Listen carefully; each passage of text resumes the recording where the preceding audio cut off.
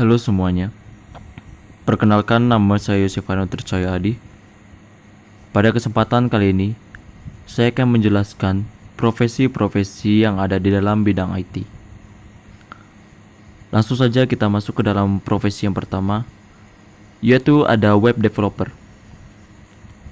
Web developer atau pengembang web yang bekerja untuk merancang, membuat dan memelihara situs web dan aplikasi web. Web developer ini terbagi menjadi 3 divisi, yaitu ada front-end developer, back-end developer, dan yang terakhir ada full-stack web developer. Untuk mengerti tugas masing-masing dari tiga divisi ini, kita langsung masuk saja ke yang pertama, yaitu ada front-end web developer. Front-end web developer memiliki tanggung jawab untuk membangun bagian user interface dari sisi user. Untuk menjadi seorang front-end web developer, kita harus paham bagaimana menggunakan bahasa pemrograman HTML, CSS, dan juga JavaScript.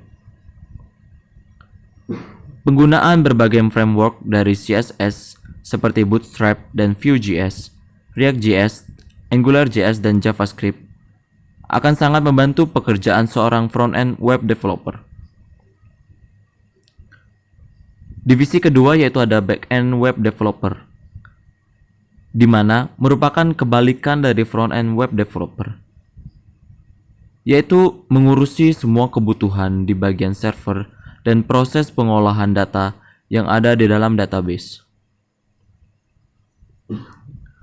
Lanjut ke divisi yang terakhir atau divisi yang ketiga, yaitu ada full stack web developer.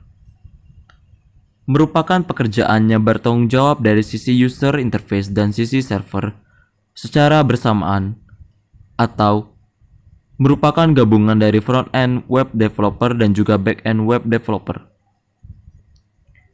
Untuk menjadi seorang full stack web developer, kita harus menguasai teknologi yang ada di sisi front-end, seperti bahasa pemrograman HTML, CSS, dan juga JavaScript.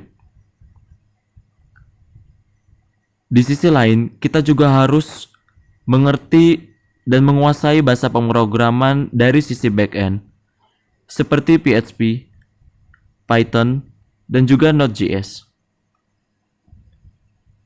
Kita lanjut ke profesi yang selanjutnya, yaitu ada DBA, atau yang biasa dikenal sebagai database administrator.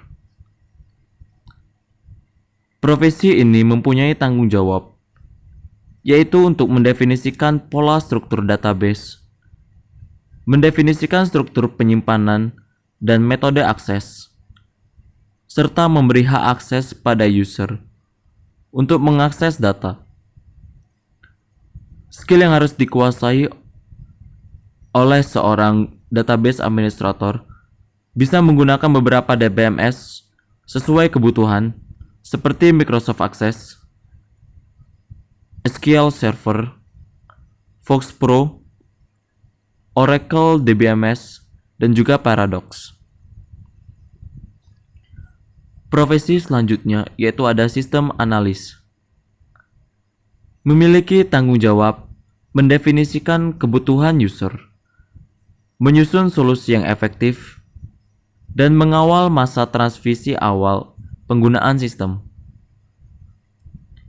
Sistem analis bisa pula menjadi perantara atau penghubung antara perusahaan penjual perangkat lunak dengan organisasi tempat ia bekerja dan bertanggung jawab atas analisis biaya pengembangan, usulan desain, dan pengembangan, serta menentukan rentang waktu yang diperlukan.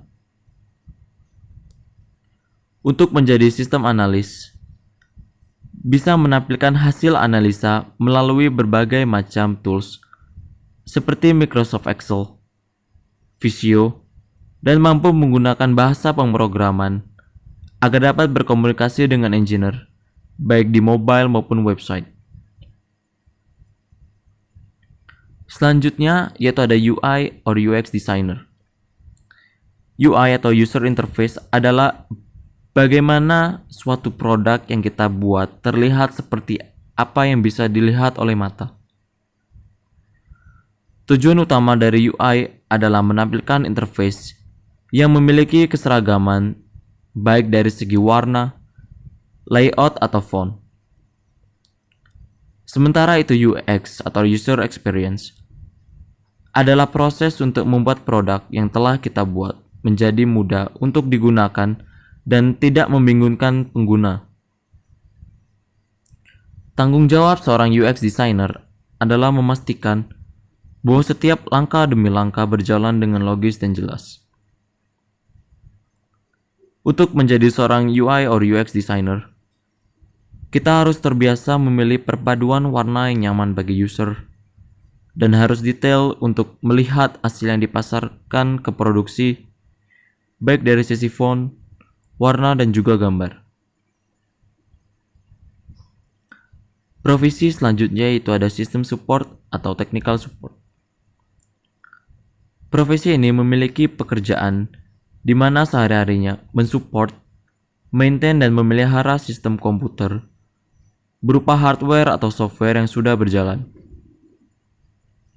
Seorang sistem support mempunyai tanggung jawab memelihara dan memastikan sistem yang ada berjalan dengan baik, troubleshooting dan perbaikan sistem, serta memberikan pelatihan kepada para pengguna sistem. Selanjutnya ada network engineer. Seorang network engineer ini bekerja di dalam bidang yang ada kaitannya dengan layanan dari suatu jaringan, melakukan analisa, pemeliharaan jaringan, hingga melakukan troubleshooting jaringan. Seorang administrator jaringan bertugas memelihara infrastruktur komputer dengan penekanan terhadap suatu jaringan. Memang bisa jadi tanggung jawab untuk di setiap perusahaan atau instansi berbeda. Namun, jaringan tetap menjadi fokus utama dalam pekerjaan di bidang ini. Profesi selanjutnya yaitu ada EDP operator. EDP operator atau Electronic Data Processing merupakan suatu metode di dalam pemrosesan data komersial.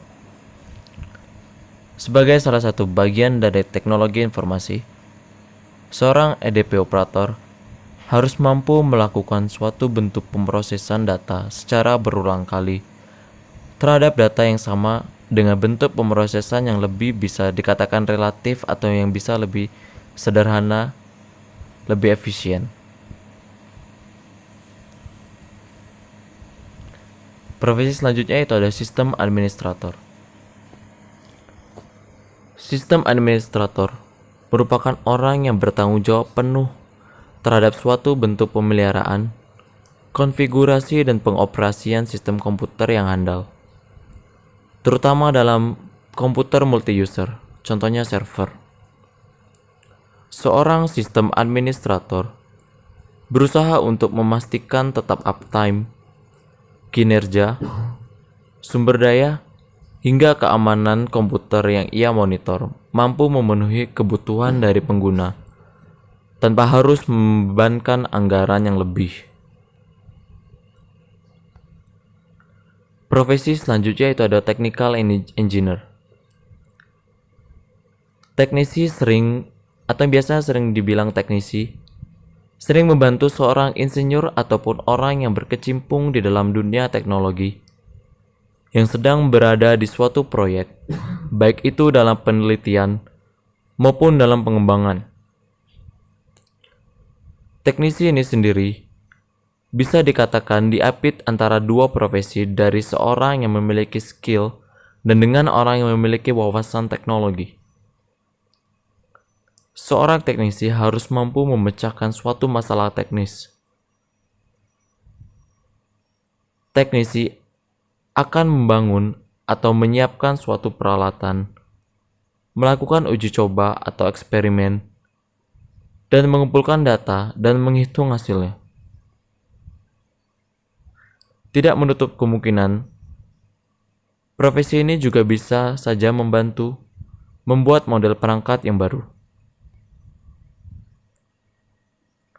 Profesi selanjutnya yaitu ada web programmer. Setelah website yang telah didesain dengan baik, maka langkah selanjutnya adalah seorang web programmer yang memiliki tanggung jawab untuk merealisasikan desain yang sebelumnya telah dibuat.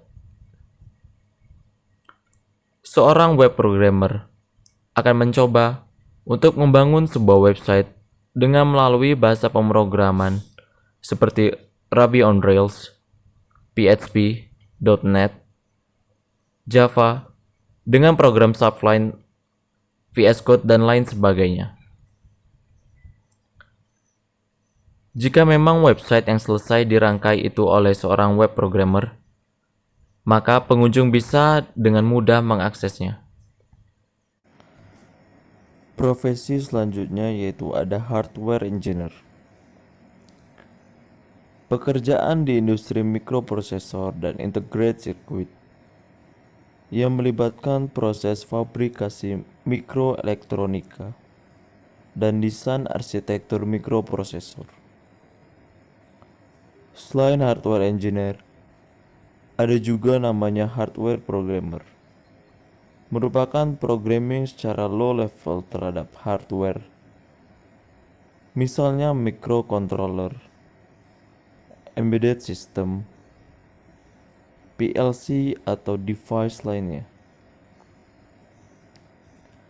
Untuk menjadi hardware engineer, kita harus bisa menguasai arsitektur komputer dan cara kerja mikroprosesor atau microcontroller, menguasai bahasa pemrograman assembly dan atau C atau C++, dan menguasai prinsip kerja komunikasi data baik secara paralel ataupun serial.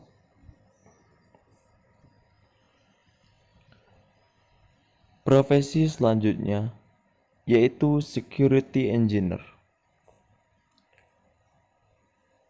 Menjadi tugas seorang security engineer memastikan bahwa semua berjalan baik dan melakukan beberapa hal seperti mengkonfigurasi firewall, melakukan pentest, memperbarui security, dan menjaga sehingga tidak terjadi serangan dari para hacker yang bisa membuat kerugian bagi perusahaan. Tentunya kita harus mempunyai skill yang berhubungan dengan keamanan sistem, terbiasa dengan Linux, dan bisa menggunakan konfigurasi server. Terbiasa menggunakan tools pentest seperti NetSparker, Aquanatic, Kali Linux, dan juga Wireshark. Profesi selanjutnya yaitu ada pentester. Penetration testing atau sering disingkat menjadi pentest merupakan istilah untuk pengujian terhadap kehandalan suatu sistem dan mendokumentasikan tingkat keamanan aplikasi, sistem komputer ataupun jaringan. Black box testing yaitu melakukan penetrasi tanpa mengetahui apapun mengenai sistem yang digunakan selain domain aplikasi. Adapun juga white box testing, yaitu melakukan penetrasi dengan mengetahui informasi mengenai sistem.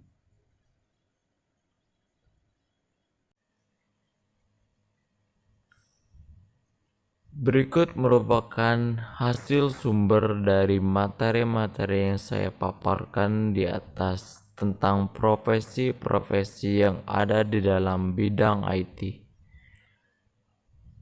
Terima kasih atas perhatian teman-teman sekalian. Saya ucapkan terima kasih.